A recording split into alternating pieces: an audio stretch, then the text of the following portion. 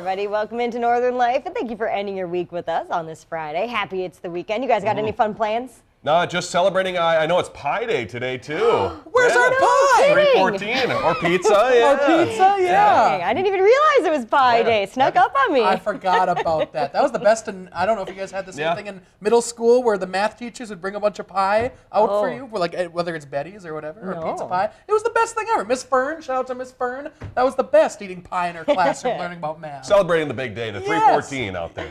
Good for you. I love it. A very happy Pie Day to you all at home. And Hunter, you had a few visitors up to your place ahead of Pie Day, and you shared some cool pictures on your Facebook. These are crazy. It was absolutely insane. I just got home from work. I got out of my truck and I look on the lake and I see one wolf walking across the lake. And soon after that, I saw about 3 more come out of the woods. And at one point, there was 4 or 5 on the lake. And it was just the coolest thing. First off, just living in the middle of the woods, you see stuff like this happen every once in a while, but it's so cool just to take pause and watch the wolves cross the lake. I was out there the whole time they were doing it. They weren't bothered by me for some reason, so that's a little scary, but whatever. It was so cool to see that. So, they look big. Yeah, they look real huge. big. They were healthy little puppers, and don't pet them though. But when we were little, my dad, I don't even know if this is good or not, but my dad would bring us out in the woods in the dark, and then he would he would howl at the wolves. And so we were in the middle of the darkness. We drove our Polaris Ranger out in the middle of the woods,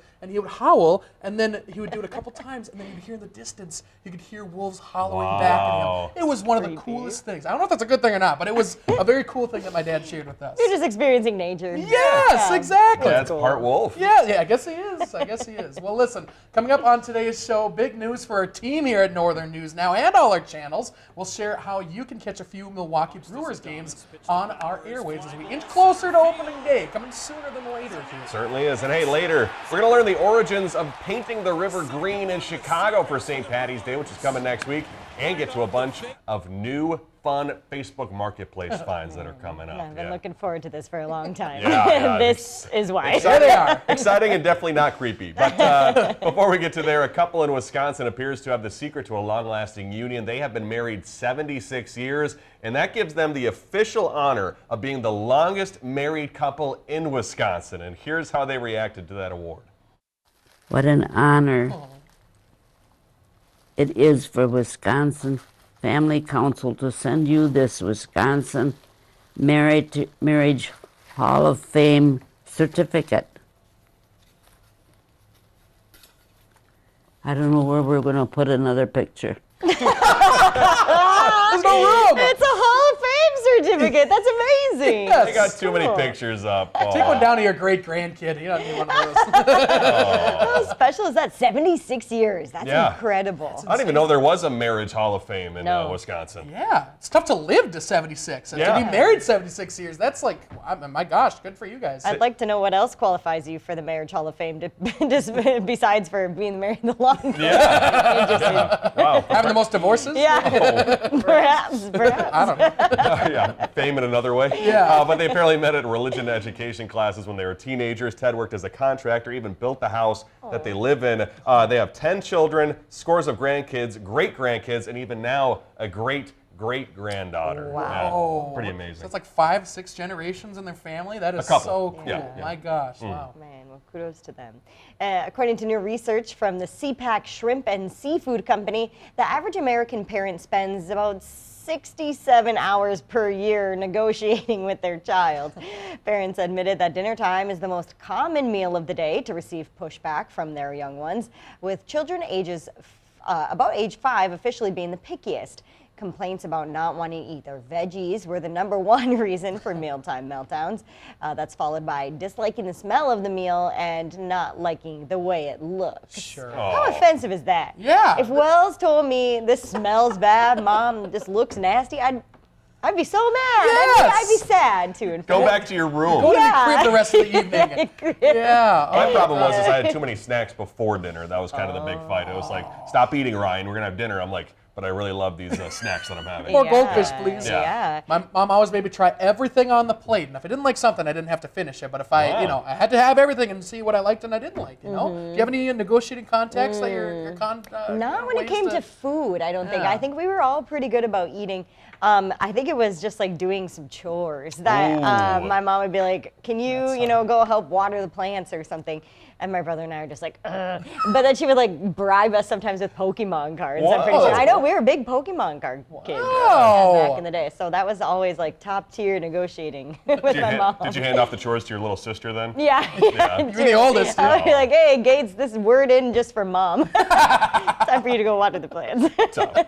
Well, hey, this weekend, after you have a big tasty meal that you like, hopefully, you might feel so full that you're considering unbuttoning maybe some loops in your belt. Sure. But all of a sudden, somebody's going to mention dessert, and you're somehow willing and able to keep eating. So it turns out there may be a scientific reason as to why that happens. It's called dessert stomach, and researchers have uncovered what causes it. A study has found neurons in your brain help us feel full when we've eaten enough. However, they also signal a desire for sugary treats afterward. And as for how you can fight it, you can find a healthier alternative to desserts. You can eat gum after having your meal, or you can enjoy desserts in proper portions. I think the gum is that's the worst. Just have a piece of gum. Yeah. It's not fun enough. I don't want just gum for Maybe if dessert. it's like ice cream flavored gum or something Yeah. like that, Bubble maybe gum? that'd be Yeah. okay. Maybe. Bubble Yeah. gum, that's not a bad idea. A dessert gum. Yeah, I feel like I've got like a cow. They've got 4 stomachs. I've got a separate stomach for dessert, separate stomach for snacks, and just keep on eating. It's the best thing. I tried to trick myself into like having like a fake ice cream once because Whoa. I just love ice cream.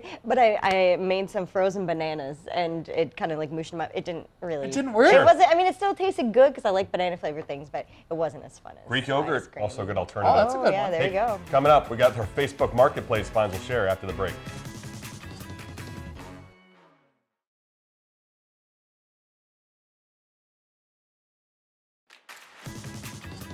Welcome back, everybody. We have some exciting news for baseball fans. Thanks to a new partnership, you can catch a few Milwaukee Brewers games on our Northern News Now channels.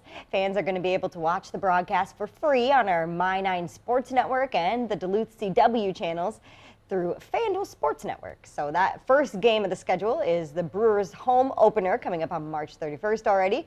You can find the full schedule on our website at northernnewsnow.com. That's Super really exciting. cool. It's already coming up at the end of March. That's insane. Baseball season already I getting guess, underway. yeah, Wow, yeah. pretty darn cool. It's already happening. I would love to see some Minnesota Timberwolves games on the Gray Media Network here on Northern News Now. Yeah, let's get it going. That'd be fun. That'd be fun. Well, after having a lot of fun 2 weeks ago, we were sick last week, and by we, I mean me. Let's get into our fun and intriguing Facebook Marketplace finds as we celebrate this Friday. So All first right. up, Briggs, you think Wells would want to work on his jump shot if he's not going out for hockey? Well, he could have this fun basketball pit with a hoop that's included and some extra balls there in the pit for him. And Wells, close your eyes because that's your new Christmas present coming. That is so awesome. Oh, that is cool. Actually, it was $20. That's it? Yeah, $20, not bad. I would buy it. Yeah. Yes. That's cool. I do some dunking. I just sit on the ground, start dunking in the hoop myself, watch basketball, pretend I'm in the NBA. Like, go from the hardwood to the bowling alley. We all love bowling. Yeah. We all love beer. Yeah, oh, yeah. So why not celebrate both the next time you're throwing some strikes down the lane? Someone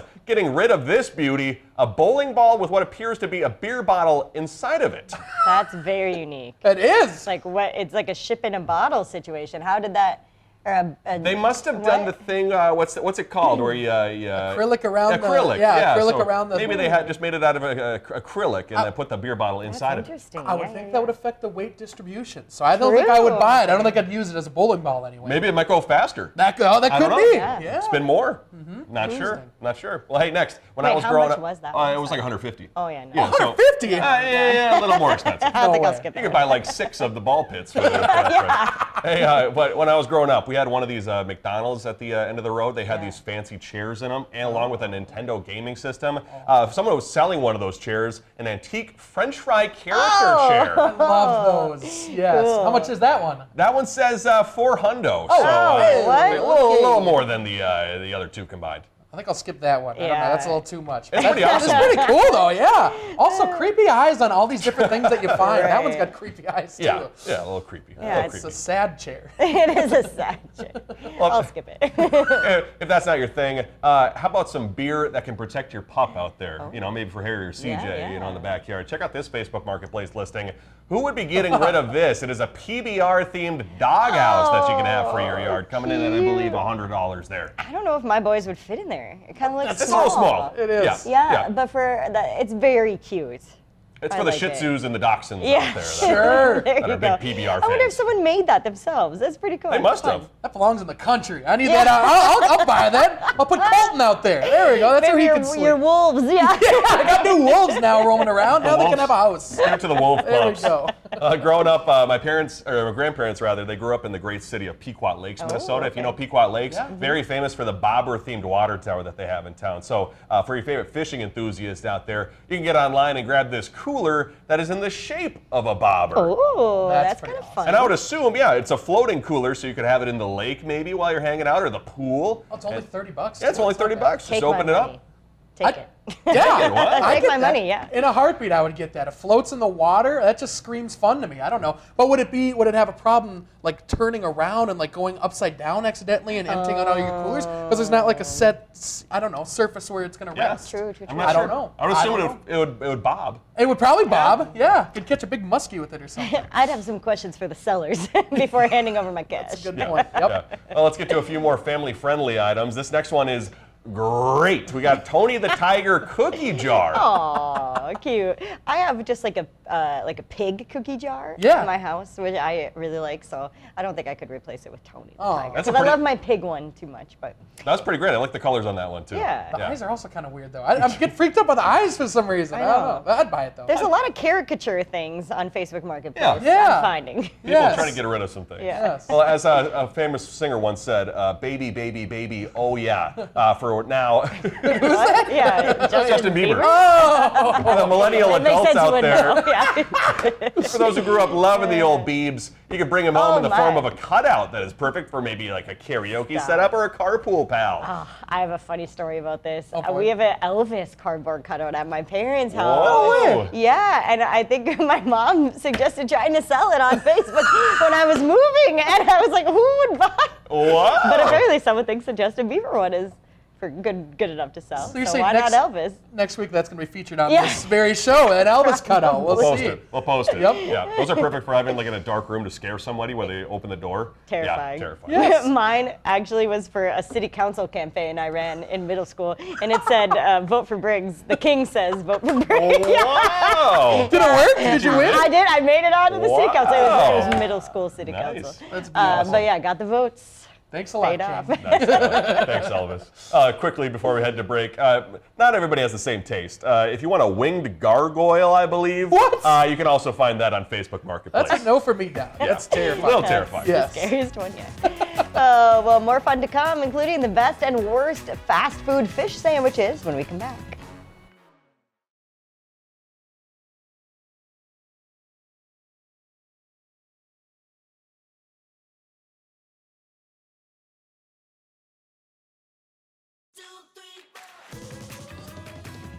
Welcome back. Let's get to some fun reporting from the Minnesota Star Tribune the other day. 2 of their writers took it upon themselves to try fish sandwiches from 12 fast food places here in Minnesota. A lot of mixed reviews and a lot of C grades were handed out, but here are the 6 that were ranked the best and the worst. The winners, Culver's, White Castle, and Popeyes. And the worst of the bunch being McDonald's, sad, Burger King, and Sonic. I eat McDonald's and Burger King fish all the time. I love those two. Do you What are your get the grades? fish sandwich there? They do, yeah. Oh, yeah. It's really? really, really good. You got a grade for it? A, B? I would give it a B. maybe. Okay, You know, I think there's better out there. Culver's, I think, does probably have the best Sure. fish sandwich. That seems like real fish right there. For sure. I'm wondering like what the criteria was. Like how did they get a C? How did they earn the C? Like what was that about? Yeah. Curious Texture, to know. flakiness, yeah, something like that? Yeah, like sogginess. Yeah. Sogginess would probably be a Sogginess big would one. be bad. Very Yeah, that would be Yeah, F the feeling of category for me. freshness. Yeah. On our Northern Life Facebook page, we got all sorts of awesome recommendations from you guys at home telling us the best places to enjoy a fish fry on a Friday. Here were some of the top 4 that we saw in terms of the amount of times that they were commented on our post. In no particular order, we've got the Breeze Inn here in Duluth. That's my personal favorite. Then we've got Fitz's Wandering Pines in Gilbert, Minnesota. The Four Seasons in Finland, and Rudy's Bar and Grill in Aurora. Wow. That's a good list. I've only been to one. I could say I've had 3 of those. Really? Everything Wow. except Rudy's, and they're Nice. all very, very good. So, Nice. but yeah, the Breeze, man, you can't beat the Breeze. That's I'm very glad we good. did that because now there's new recommendations like for us and for other people out there that might want to try something on Yes, Friday. Yeah. So Yeah. good. Well, hey, coming up on Monday, it is time for St. Patrick's Day, and that means it's almost time for the Chicago River to turn green. And if you ever wondered how that tradition got started, Lexi Sutter has the answer. Chicago's famous Green River started with a simple idea by the head of the Plumbers Union. Stephen M. Bailey had the idea. One of his plumbers came in to see him, and on his overalls there was this bright green stain. And business manager Bailey asked his member, what happened to your overalls? And the plumber explained that they were trying to discover a broken underground piping, and they put in this dye. And when the dye hit the water, it bubbled up this emerald green. The Bridgeport native, Stephen Bailey, just happened to be best friends with then Mayor Richard J. Daley. So after making this discovery, he gave the mayor a call. And together, the pair started a legendary tradition. It goes viral, immediately. And here's another fun fact for you. He wanted to dye Lake Michigan, actually, which would have been quite a feat. And they went from dyeing Lake Michigan to dyeing the Chicago River. Since 1962, the river is dyed every year on the Saturday before St. Patrick's Day. It takes 2 boats, a lead boat to drop the dye and a chase boat to mix it up.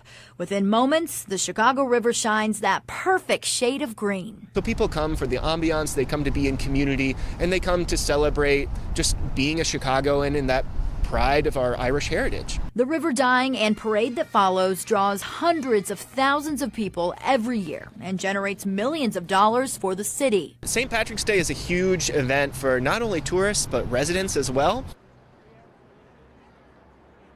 Always cool seeing that. Very so, cool. I think we got a few Northern News Now folks heading down to Chicago to see this Really? happening. Oh, Yeah, I'd forget who was going down, but I think Sydney's going down, Oh, Madison, sure. Haley, I think they're Gotcha. all going down there. So Still got to confirm those reports. yes, I got to double check my my Allegedly, story. Here. yeah. Yes, it's all alleged.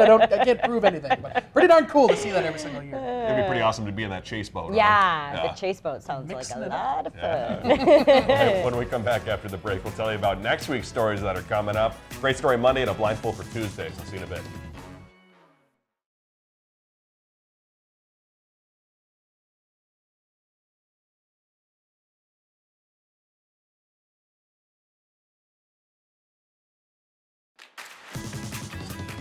Welcome back, everybody. Coming up Monday here on Northern Life, you're not going to want to miss all the cuteness we have in store for you. We are at PetSmart in Duluth, visiting an adoption event with PJ's Rescue. We're going to meet a few dogs who were looking for new homes thanks to the nonprofit that is dedicated to helping animals find their forever home out there. That dog may be one of the cutest dogs I've ever met in my entire Really? That life. one was Tweet, right? Yeah, Tweet. Oh, Tweet was so so sweet. cute. Any so story cute. with dogs is the best. So that's going to be awesome. Then on Tuesday, it's a blindfold here at the station. Despite our warmer temperatures, 60 degrees earlier this week, I put Ryan and Briggs through a winter competition that requires something we don't have a lot of anymore. So that was interesting to see you both make ends meet, making that work, and it actually turned out okay at the end. It did. They're not It was out there fun. anymore, whatever they are. I don't know if we're saying what they are. There's Yeah. a picture of what they are on there, but we're going to stay away It from also that. says it right on the Yeah, we're board. not gonna, we won't give it away. We're not giving it away, okay? No, Yeah. just a couple of hints out there.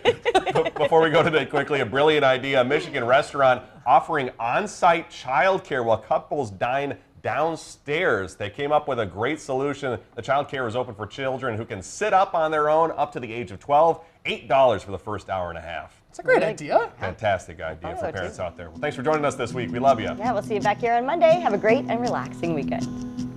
Find some time to throw a line, or just head outside to unwind.